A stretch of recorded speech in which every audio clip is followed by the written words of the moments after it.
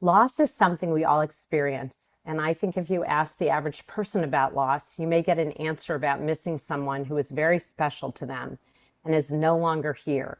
But loss can take on so much more meaning.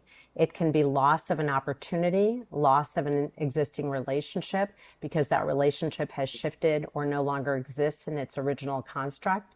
It can be loss of abilities or faculties. Loss simply means no longer having something or having less of it than before. Oftentimes, we need to process that loss, and hopefully, with time, the pain or the sadness lessens, and sometimes the process of a loss turns into action to prevent further losses. When you meet my guest today, loss took on an incredible meaning in his life. Potential and actual loss of nature and natural habitats that forced indigenous people and animals to find other ways to survive. Loss of preserving indigenous people's villages, loss of clean water for some, loss of environments that had been functioning well for generations, but due to deforestation and frankly greed or ignorance, those places are no longer what they had once been. Imagine being a little boy where your playground is the curiosity of cultures and environments, and where your day's goal is to explore every indigenous reptile, spider, and furry animal that comes across your path. My guest today was fortunate enough to have a mother as a travel agent planning exotic vacations and a father who had a huge number of airline miles, giving my guest and his sister the opportunity to travel to less known places that set the stage for his future professional and, I think, personal journey. Welcome to Small and Gutsy, our podcast featuring nonprofits and social enterprises under $10 million. My name is Dr. Laura Shirk-Witkoff, and I'm excited and proud to be your host. We hope you'll love the stories as much as we do, and perhaps you will find needed services, a job, volunteer, invest in, or donate. Small and Gutsy is not just a podcast, but a 501c3 nonprofit. Our vision is to spotlight every smaller nonprofit and social enterprise to raise their visibility. So please help me with our vision and send me any organization you'd like featured to laura@smallandgutsy.org. My guest is driven by the threat of loss of the most amazing ecosystems in our global environment. Initially wishing to raise awareness about tropical rainforests by publishing his book online, he established Mongabay in 1999. The name is also an iteration of a place he loves in Madagascar, which he can share with you in a moment. Mongabay has been going strong since its inception in 1999 as a vehicle to raise awareness of and interest in wildlife and wildlands. 25 plus years later, it has continued to gather momentum and has evolved from a website hosting his book specific to rainforests with the aim of raising awareness to spark action in preserving these amazing ecosystems to a comprehensive platform covering a wide range of environmental topics far beyond tropical forests. Mongabay is a nonprofit media platform with more than 90 staff across 5 bureaus and a network of approximately 1,000 correspondents in 80 countries, producing original reporting in 5 languages, and is read by millions of people a month. Mongabay pursues stories ranging from conventional news articles to deeply reported investigative projects. One key goal of Mongabay is to increase transparency through targeted journalism, which then influences change by driving greater accountability and supporting an enabling environment for a wide range of actors, from non-governmental organizations to local communities to green entrepreneurs, to take action. I'd call this driven, initially driven by loss and now driven by the impact Mongabay has surely had. Mongabay draws its inspiration from a global moral code and truly honors nature. Words cannot express my personal awe for Rhett Butler, founder of Mongabay. Rhett and his global team have forced the revision of laws to protect these environments and manage the global greed for resources that frankly belong to the indigenous people who could then have a sustainable existence by benefiting from these resources. Mongabay has also created a kids section on their website honoring Rhett's early years as a legacy to his own exposure and infinite curiosity, in the hopes to inspire our collective youth to do their part in preservation. I am so excited to introduce my guest today, Rhett Butler. And I also have to add a very different Rhett Butler from Gone with the Wind fame. I can only imagine a lifetime of teasing. Although he does come by his name honestly. Rhett's grandfather and Clark Gable, the actor who played Rhett Butler in Gone with the Wind, were roommates for a short time as Clark Gable was filming Test Pilot. His grandfather was the only remaining survivor of an Air Corps plane crash. But of course, I have to add my own spin on this. But rather than a chide, I'd like to share a Margaret Mead quote that I think is particularly fitting for this Rhett Butler. Burdens are for shoulders strong enough to carry them. From childhood to adulthood, Mongabay's Rhett Butler has very strong shoulders and has carried the burden and responsibility of having a significant impact on preserving our global natural environments. Rhett is a prolific writer, author, TEDx youth speaker, and of course, the executive director of Mongabay, the media platform that is changing the way we think about nature, while at the same time forcing a global spotlight on very questionable moral, ethical, and very often abusive practices, where as a result of reporting, there have been significant changes to these practices. Welcome, Rhett. It's truly an honor to host you on Small and Gutsy. I don't even know where you want to begin. Your passion is clear, and it sounds like in January you iterated and your platform has become much broader. And so you can share, I know you've had a ton of interviews, but it's new for my guests. Thank you, Laura, first of all, for that very thoughtful and generous introduction. I think that's one of the nice introductions I've ever encountered. It's true. It's all true. Yeah, I mean, so as you said, I've always been driven by passion. It really began at a very early age and basically carried me through to where we are today. And that passion is still there. I'm very concerned about the well-being of wildlife, ecosystems, and the frontline communities that are most exposed to the loss of these systems. For me, it really began at an early age, just kind of wandering around our yard and going to a local creek and just being very interested in the animals that were there. I started with ants and then salamanders and lizards. And I just grew very passionate about, the small things basically. And as I got older, I looked at books and I could see, I could learn about, frogs and lizards and, they come in all these fantastic colors. And I just got really fascinated by these animals. And so, I began to notice that tropical forests had the greatest diversity of reptiles and amphibians. So I would tell my parents I wanted to visit the rainforest. And, as you mentioned, I had the great fortune of having a mother who's a travel agent and a father who traveled out for business. And so my family prioritized travel growing up. And we would go to places like Venezuela, instead of Disneyland. And the first time I had an opportunity to visit kind of a real rainforest was the Amazon when I was 12. We went to an area that's right near Yasuni National Park, which is one of the most biodiverse places on Earth. So that means it has more species than almost any other site. And we stayed in a fairly traditional indigenous community. And I made friends with the kids my age, and we go look for frogs and fish and things like that. I came back, and a few months later, there was a story in the San Francisco Chronicle about an oil spill that happened upriver from where I've been. And so what that meant is this area I visited was now affected by this oil slick. And so I wondered what had happened to my friends in the forest and the animals. And so that event moved me from someone who was into cool frogs to tracking environmental issues and trying to learn as much as I could about what was happening to the planet. The thing that moved me to action occurred in high school. I had this opportunity to go to Borneo. I was in another beautiful forest. It's very biodiverse. Had just incredible experience there. Saw an amazing amount of wildlife. I had this particular moment where a wild orangutan passed over my head as I was sitting by a creek, and I'm sure the orangutan didn't care, but for me it was like a very special moment. And so I came home and finished high school, but I kept in correspondence with the scientists there, and I learned that forest was slated to be pulped to make paper, and today it's an oil palm plantation. And so in the destruction of that forest, I decided I wanted to raise awareness about what was happening. And so when I started at the university, I began writing a book about tropical forests. And my major didn't have anything to do with that. I was a finance economics major, but I worked on the book and on the side and spent a lot of time in the library. And thankfully I had an economics professor who appreciated what I was doing. And so I got some independent study credit for that. And I also had credit from high school. So I was able to finish university a year early and spent that year wrapping up the book. I submitted to a bunch of publishers, and one said they were interested in publishing it, but they weren't going to have the budget to put photos in it. And so to me that, yeah, so to me that defeated the person I'm trying to do, which is convey the extinct rainforests and why we should save them.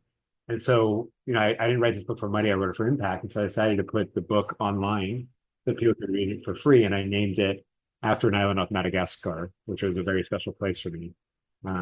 But I wasn't going to run a website for a living, so I got a real job and started working in Silicon Valley. So that's the origin story of how I got from, I guess, birth to starting Mongabay. But you never gave up. It sounds like you never gave up that passion. So you found ways to be able to utilize it and go back to it repeatedly. And I can only imagine the disappointment that it's great that somebody wants to publish your book, but what's the point without the photos? Because the photos draw people into what you saw. And hopefully I imagine what you're trying to convey is experience what I've experienced, and you'll get on this train with me and really try to save these places. They are so worth saving. And that it sounds like that has carried you through. Exactly. What was the pivotal point where you said, okay, the book is online, it's getting some traction. I now want to move it into this platform to raise more awareness and get people to really do things that preserve and save these spaces. So I had the website, I had a real job. I kept working on the website nights and weekends, and I was adding more and more stuff to it. In 2001, the rights to a book I'd written earlier reverted back to me. And so I added the text of this book to Mongabay. So it was this rainforest site, and then it was a site about tropical freshwater aquarium fish. And so I was very interested in where these fish came from and the role in the ecosystem. So that was sort of the framing of this book. And anyway, so I had rainforest section and the fish section. And so I started to go popular. And so in mid 2003, I put advertising on the website, and because it was popular, it started generating revenue. And so within about 6 months, it was equal to about half my take-home pay. And so I decided to quit my job for my passion. And then once I started doing Mongabay full time, first of all, I started taking pictures everywhere I went, because I didn't want to have a problem of not having photos again. And so now I have about 250,000 photos on the website. I created a section for children that I had adapted into about 40 languages by native speakers. This is before Google Translate. And then I started this news service, which is what Mongabay is best known for. The first several years, it was just, me in my pajamas, working in my apartment and traveling and doing these stories. But because I wrote so many stories, people thought Mongabay was a much bigger enterprise than it actually was. Eventually, I got an intern, 2007. And that intern, he was in grad school, and then he was kind of nearing the end of grad school, and he asked whether there might be a job for him at Mongabay. Advertising revenue was kind of reaching a point where I could sort of hire someone. So I said I would hire him. And then right before he joined, the financial crisis hit. And so that just wiped out the advertising around sustainability.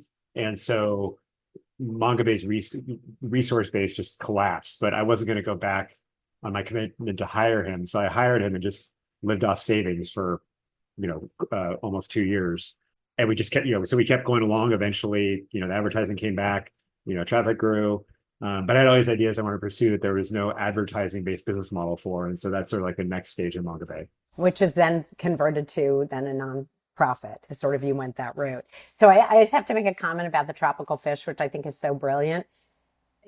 Again, this is my analysis, my assessment, but in your effort to sort of mainstream, if that's not a great word, but mainstream the curiosity and the connection, so people actually take a moment and go, oh, my fish tank that I have at home that has all these tropical fish, maybe I should wonder a little bit about where they come from and where they have originated and learn their story. And so by doing that, I think you captured a piece of people's interests that they already had in tropical fish and sort of dove much deeper. And I think that same path has been consistent for you in terms of diving deeper. Well, and one of the most popular sections of the fish portion of Mongabay was about what are called biotopes. So they are aquariums that try to mimic a natural environment. So you think of the plants that are there and the fish that are there and sort of like substrate, things like that. And you try to, have a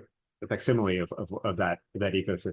So I think you're right. I think that's part of what this was, but that was also kind of what Mongabay is known for, is like the biotope component. Hmm. When you've observed any sort of reptile or insect or any animal, how do you approach that? How do you think about observing? Well, I'm interested in its sort of natural behavior, how it goes about its life. I try to do no harm. So like if I'm taking photos, I don't stage things or like move the animal around. I just, try to work around it without making it uncomfortable. Um, so I guess my guiding principle would be sort of being respectful. Is that true also when I imagine indigenous people, because of the history of being manipulated and used in certain ways, is somewhat resistant or skeptical of people who are outside of their community? How have you been able to access or connect with folks across the globe? Yeah, I think I try to approach anyone regardless of how they identify as, from a place of respect. So I try to be, very unassuming about people and just try to like understand where they're coming from. I wouldn't say I'm like a super social person, but I think I'm able to connect pretty well. Um, but yeah, I'm not so good at small talk, but if it's like a deeper conversation, then it can go really deep. Uh, but I think that's probably helped. I think like probably the biggest thing is just not making assumptions when I first meet somebody. Is just coming in with a clean slate. Do you have, because some of these places are ripe for people to actually visit and be exposed to them in a positive way? Are there guiding principles that you have for people who do, want to visit a coral reef or visit a rainforest, regardless of where it is?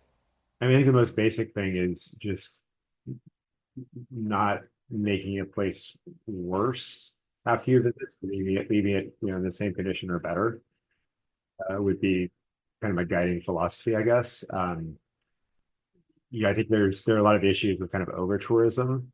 You can have some agency sort of navigating that, like doing your research ahead of time, but you can also end up in a situation where you didn't realize that it was going to be a whole bunch of other tourists going there. I think that's especially a problem now, especially with like with some safari type tourism, some snorkeling and things like that, where it's just like there's too many people, and that for the animals and for the ecosystem and for the local people, um, supporting locally run ecotourism operations and this is a really good way to sort of improve the responsibility and sustainability of operations, because ultimately local people need to benefit from these ecosystems and the tourism for it to work.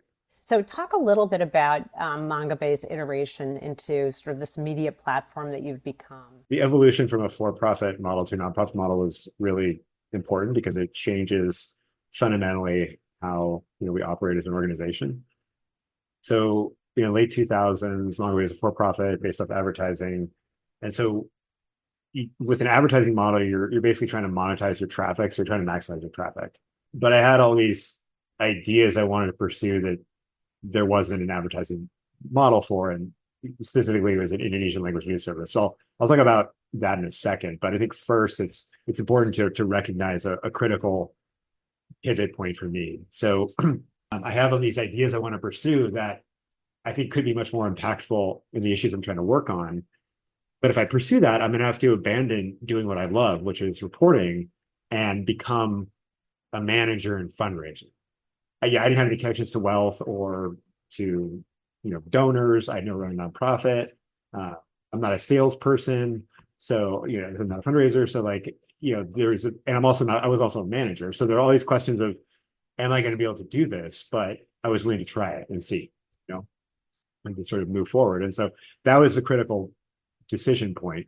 Once I decided to pursue the nonprofit path, then I decided to do this Indonesia project. And so the reason I saw Indonesia as a priority was I did a lot of reporting in Indonesia, and I knew that a lot of the issues around degradation and deforestation were related to mismanagement and corruption in the natural resources sector. And so journalism was an intervention that could help move the needle because they increased transparency and therefore accountability.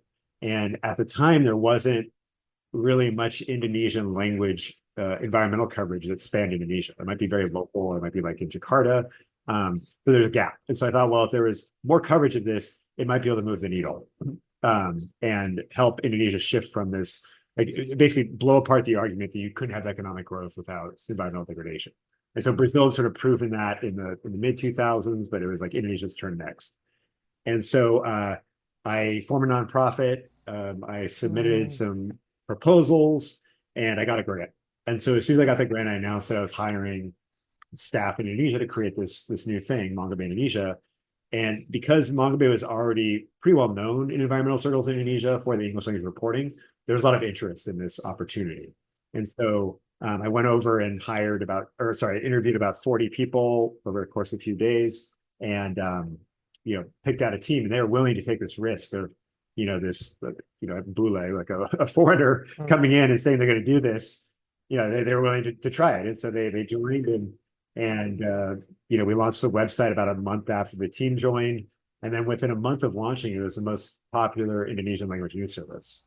And shortly thereafter, we had the president of Indonesia referencing the site, and Mongabay Indonesia was getting invited to all these official press conferences and things. So it took off really quickly, and I mean, it's 100% credit to the team, because I don't speak Indonesian. I'm obviously not Indonesian. It was about finding the resources, and then providing them to a team of very talented individuals who were then able to take that and build this thing on their own. They could ask me for advice if they wanted it. I'm happy to offer it, but so it was really the team that did this. It was not me. But it was very exciting to see. And we learned a lot from Indonesia because, for example, it was ahead of the United States in social media adoption. So we were able to sort of like test distribution strategies. And then we built out a network of contributors, which then brought to Global Mongabay. And so eventually I decided that, we could do this with Global Mongabay, and it might enable us to scale our impact much more. And so I donated all those news articles I'd written over the past, whatever it was, 10 years or something, to the nonprofit, and pursued that path. And so since then we've grown from, originally it was 2 staff to 110 staff. And we replicated the model for Latin America in Spanish, for Africa in French and English, and for India in Hindi and English. So yeah, the model seems to be working. And it also sounded like you totally trusted the team you put together and allowed them to run with it, they being the experts in doing the research that they were doing and producing what they were producing. And it sounds like then that model has translated to other places where you've done a similar kind of thing. Yeah, that's the approach that we've taken. So our bureaus have a lot of autonomy, and my goal is to basically set them up to be successful.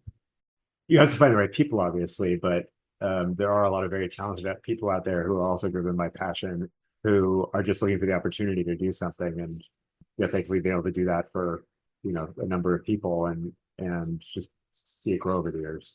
So talk a little bit about you've 5 bureaus. What's the future of Mongabay? Where do you see that growth continuing or expanding within those bureaus?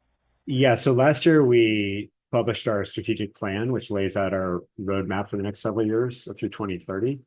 I'll identify a few of the key areas. So in terms of the bureaus, we are expanding geographically and lingually in places where we feel like our journalism can have a high marginal impact. So these are markets where you can do journalism, where journalism informs decision making, where there's not a lot of strong environmental coverage at the intersection of people and nature. So the most obvious near-term expansion is Brazil. Well, sorry, the most obvious near-term expansion was Africa, but we've already moved forward with that. And so within Africa, the first phase is targeting Francophone Africa, so West and Central Africa. But the near-term ambition is to do East and Southern Africa, and expand also on a language basis. So increasing the focus on one of our key user groups, which is frontline communities. And so reaching them in the languages they use and the formats they use. So it may be audio, maybe WhatsApp messages, because it doesn't use their data. It doesn't cost them any of their data. Might be radio. So we're doing a lot in this space, and I expect to have some big initiatives that sort of become public next year on this front. Brazil is also another priority for us, and so obviously the Amazon is in Brazil, or I mean, it's 2/3 of the Amazon is in Brazil, but there's also a bunch of other important ecosystems, and we already have Brazilian staff. What we want to do is get to the level where we have a bureau, which allows us to scale further. And so we're getting close, but we're not quite there yet. We'd hope to be there by this year, but it's not going to happen this year. So that's one bucket. Another bucket is expansion of topics. So Mongabay was focused on rainforest when it started, and it's broadened. So yeah, I tend to say that the intersection of people and nature. So forests, oceans, wildlife, conservation sector, and then frontline and communities, especially indigenous peoples. But we're also expanding into some of the more coverage around the planetary boundaries. So there's this framework called planetary boundaries, which look at sort of these key things that sustain life on Earth. And so our expansion there is looking at some of the toxic entities, so pollution, whether that's plastic or nitrogen pollution or whatnot. So doing more coverage of that, but then also scaling up, say, our oceans coverage. Because again, like oceans, oceans are 70% of the world of land surface, not 70% of Mongabay's news coverage. So doing more there. And then another kind of bucket is trying to get more solutions coverage, because what I've noticed is that journalists seem to be predisposed to covering problems, even when there's a solution, like covering the problems with the solution. But a lot of people are getting burned out. So 40% of people avoid the news. And so the type of news that people still read, even if they are news avoiders, is solutions and positive stories. And so the hard thing about one of the hard things about this, though, is that it can't be greenwashing. So you have to actually apply the same level of rigor as you would to an investigation to ensure that these are actually real solutions. And so, within sort of that thematic area, we have several, beats, which are, indigenous-led conservation, regenerative agriculture and agroecology, conservation technology. And so those kind of balance out sort of the steady stream of sort of the doom and gloom stories. Yeah, it has to, I can understand the balance that you need in order to attract readers, but also for readers for there to be some action taken also, because people want to have a feel-good story and contribute sometimes on that end. I had done a podcast a couple of years ago. I think I mentioned this to you when we briefly met, called Rainforest Flow, which is bringing fresh water to indigenous communities in the Amazon in Peru. And they're tiny, tiny, tiny, tiny, but their method is non-intrusive, and it involves the indigenous folks to run it and do it. And they just bring in scientists to sort of help create it and set it up. There have been so many attempts where there are these abandoned cisterns that are actually problematic, which I'm sure you know. So it's been such a learning experience for me with lots of different topics, but that was one that I thought was particularly relevant vis-a-vis your own work. Yeah, I mean the approach with like linking forest to water is really important, both at that micro level. So I've seen really interesting stuff in Indonesia and Malaysia on that front, because you can help increase resilience and improve livelihoods, by having like a micro generator, which like is in stream or like diversion, so you're not creating dams. You reduce demand for like coal power or building transmission lines. Switching to a nonprofit model was a really big deal for us. I mean, that really, I mean, I was in a call on a panel the other day, and someone said, "Oh, going to a nonprofit model greatly restricted what we could do," or something like that. And for me, it was the opposite. It actually was freeing and allowed us to do a lot of other stuff. I mean, of course, the nonprofit, there's a lot more red tape and a lot more paperwork, but for us, it was an enabling thing, not a restricting thing. So, very different approach there. I would say that's probably been the single biggest shift for us as an organization in the 25 years I've been doing this. Shifting to the nonprofit has also, as I said earlier, affected how we operate. And just for example, as a for-profit, you're typically trying to maximize traffic if you have a base model. Because the subscription model is a bit different. Subscription model is a little bit more like a nonprofit model, I would say. But so a few years ago, about 80% of our referral traffic was coming from Facebook. But so we were spending a lot of time into Facebook, doing posts and things like that. But when we looked at the data, we could see that the Facebook traffic is very low quality. Like people would just come for a very short amount of time and then leave. And so, the question was, is that actually driving impact? Like, what is that? Was that traffic meter? Is just empty traffic? I made a decision, with the team to abandon Facebook. The month that we did that, our traffic dropped 4 million visitors. Visitors are only one indicator of the impact you're having in the world. Or it's not even, it's just a metric.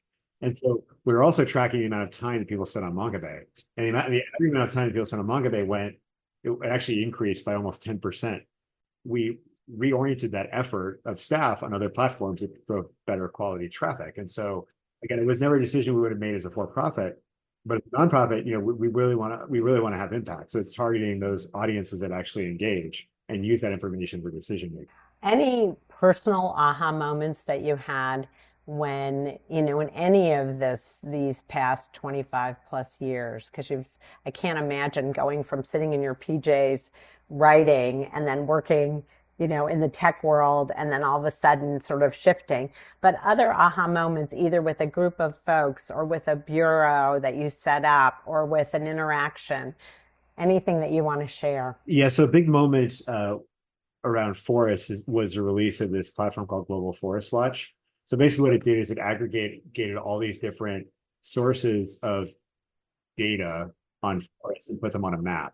And so that included satellite imagery, it included like commodity supply chain stuff. And I mean, that was an aha moment, because there's this great resource for both finding story ideas, but then also fact-checking story ideas, and also, like illustrating stories. And so when that platform launched, I mean, I thought it was amazing. Initially, it was a little bit hard for them to get users because people didn't know what to do with it. So Mongabay started using that as the basis for a reporting project. And so we've done, I don't know, hundreds of stories since then. But each one of those stories is potentially like a case study of how you use this platform. The organization that created this thing called the World Resource Institute really appreciated the reporting we did, because it helped dramatically expand their user base, essentially. But then, like, taking that same approach, like, you can look at oceans and other data source, and other sources of information on ecosystems for reporting. And so I feel like that has been a great enabling technology for Mongabay, but also just generally for journalism and beyond. So that was very beneficial. I think also an aha moment is that, well, there's been a lot of them, but that, progress is possible. In the environmental space, a lot of people get caught up in this like doom loop. But there's been a lot of progress in the world outside of environmental issues over the past 100 years. I mean, it's like a remarkable amount of progress. There is also examples of progress in the environmental movement, and even in conservation. Like, restoration is happening, and species have been brought back from the brink. And it's important to recognize those moments and try to learn from them so they can be replicated. And so I think, like, each one of those is potentially an aha moment that can catalyze, well, can inspire people to take action, but also catalyze a movement. So yeah, I guess I would point to that as well. Yeah, I actually love that, because then what it does is it creates hope, that there is hope for renewal and restoring. Yeah, I mean, I think it's like, I mean, I would call it like informed optimism, because it's not Yeah, just, it's not like blind hope. It's yeah, actually predicated on like the idea, like, here's a model for doing this. yeah, fair. Much better said. Yeah, fair. I like that a lot. It also reminds me, is it the island that was deforested that you then went back and the forest was And growing that back? is also interesting, because there was this lemur species that back in the day, before the research was there, and and the scientists weren't talking to local people, of course. We thought this lemur, which is very charismatic, called the very strange looking lemur, was going to go extinct. And so the last refuge is going to be on this island called Nosy Mongabay. And so they're going to, that was going to be the ark for the species. It turned out that the species is very widespread, and they just asked local people, like, they would have found it. But that, I guess that's another part of the story, is that, like, this island was going to be the refuge for this, really interesting looking lemur as well. And then didn't need to be, because once they found out that the lemur actually existed other places. Yeah, once they sort of put their assumptions aside and Yeah. listen to people, they realize that, oh, okay, well, actually, the story is much different. You think it's the first order of a scientist or of a certainly of an anthropologist, right, going in, and but it doesn't always work that way. Which is another good lesson for us to really think about what are the assumptions we make. So this is fascinating, and you've grown this amazing organization to something that is so useful for so many and has really changed policy and protocol in certain areas. And I think more than anything has informed individuals who live there about what's going on, which I think then drives so change coming from sort of, for lack of a better word, the bottom up to push society in those areas to take it seriously. And then maybe the governments don't often have a chance because they have people within these environments saying, we know what's going on based on this reporting. So I don't know if that's part of a strategy or just a natural byproduct of what you've done by doing things in many languages and giving it to local folks and really getting people to become aware of what's going on in their space. Again, like I'm an American who lives in California, so I don't necessarily, I don't know because I'd much rather depend on, people from the countries, where the decisions are being made. I can maybe have some influence on a company that's headquartered here in the US, but, if we're talking about a lawmaker or, a municipal head or something like that in Indonesia, it's not really my place to have an opinion. It's really up to the local people, and also they will know the interventions and the approaches that are going to be the most effective. And so by having Mongabay in multiple languages, we're hoping to facilitate that. That being said, we have a very limited language base. So we're talking 6 languages, whereas, in India, there are like 7 languages that have more than 100 million speakers, and probably, there's like dozens of languages with more than 1 million speakers. So, one of the ways that we're currently sort of operating in that space is our content is published under an open Creative Commons license. So it means that anyone can use our articles for free, commercially or non-commercially. And that includes translation. But we have aspirations that we're hoping to realize next year to have more formal partnerships that will allow our stories to be published in other languages, but also in other formats. So again, like, maybe like a 90-second audio version of the story that goes out via WhatsApp to reach those frontline communities. So toward the end of our podcast at Small and Gutsy, we always ask a round of quick and gutsy questions that are just fun. So are you ready for those quick and gutsy questions? Usually we get a little pearl of wisdom here and there. I think so. Okay, there's no wrong answer. What is at the top of your wish list for Mongabay? However, the answer can't be money or funding. The top of my wish list would be having more administrative capacity to support all our programs, because that's always an area that's hard to fund, but really critical for making things run well. And I would just say that there's an annual survey of nonprofit media outlets that comes out, and I think the average for our size an outlet is like $6 in the newsroom for every dollar outside the newsroom. We're $33 in the newsroom for every dollar outside the newsroom. So we're like hyper efficient, but it would be much better off if we could bring that ratio down to have more administrative support. So what makes Mongabay gutsy? You're certainly gutsy. What makes you gutsy? I think we're scrappy and willing to take risks and then learn from the process. Yeah, and I think I would add to that you truly believe in the strength of the bureaus that you set up. And I think that's smart, and I think it's gutsy because you believe in the folks who are doing the work on the ground and you rely on them, as well as the writers that you have that are correspondents all over. But the bureaus are really key to making a difference in those communities.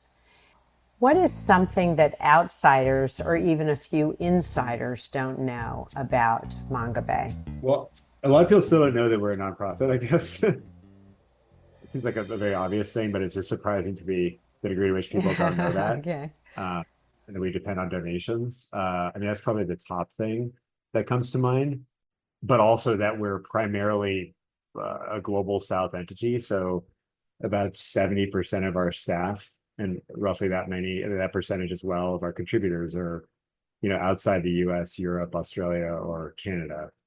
And so, I obviously, you know, I'm not from the global South, but, most of our team is, and most of our leadership is as well.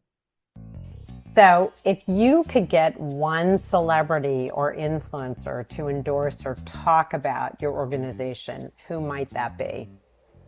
If we didn't know her, I would say Jane Goodall, but Jane Goodall, we do a lot with, and we just did that with her 2 weeks ago. That was very well received.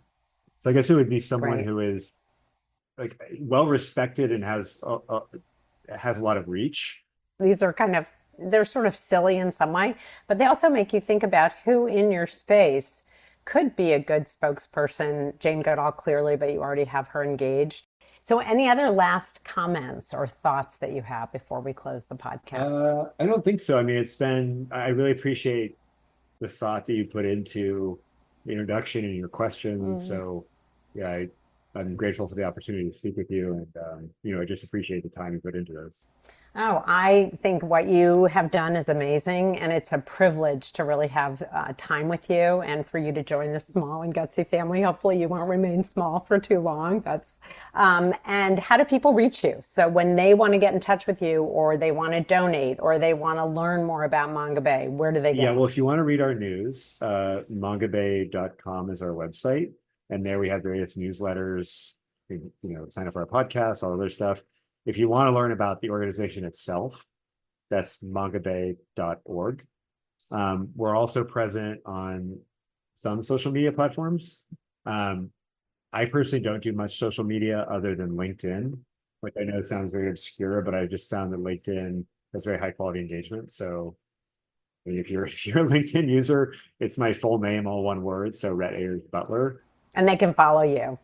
People can They follow can you. follow me, Hmm. become friends with me.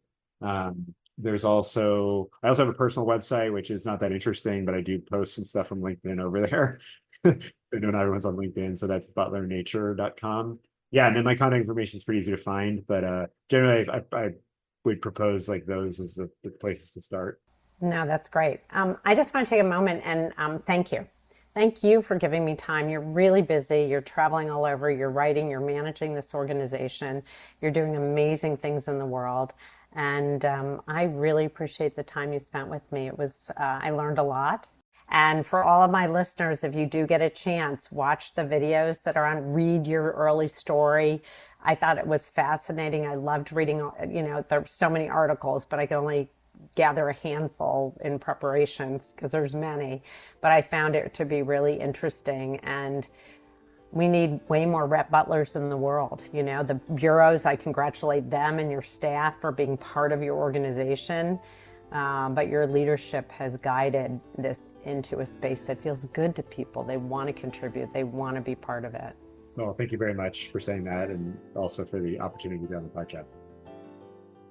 Please go to smallandgutsy.org to check out all of our episodes. And if you are so inclined, please purchase some Small and Gutsy merchandise, consider sponsoring an episode, or making a donation. Both are tax deductible to help keep us going and spotlighting these great organizations. The opinions and viewpoints expressed by our guests are independent and do not reflect the position or views of Small and Gutsy. Of course, we can't take responsibility outside of our own vetting of the organizations we interview, so before you sign on to support or work for them, we encourage you to do your own due diligence and research them as well. I want to thank my partners in this endeavor, the Intrinsic Group, my incredible board of directors, Brianna Carmichael, John Gatto, Lucy Mello, Ari McCoy, Melissa Greitz, and Serena Rajabian, who believed in me and this project enough so to sign on and to support this effort, and all the folks, friends, and family who have guided and inspired me. And thank you for listening. Together, we are spreading social impact, and you can help us. If you like this podcast, please share it with your friends.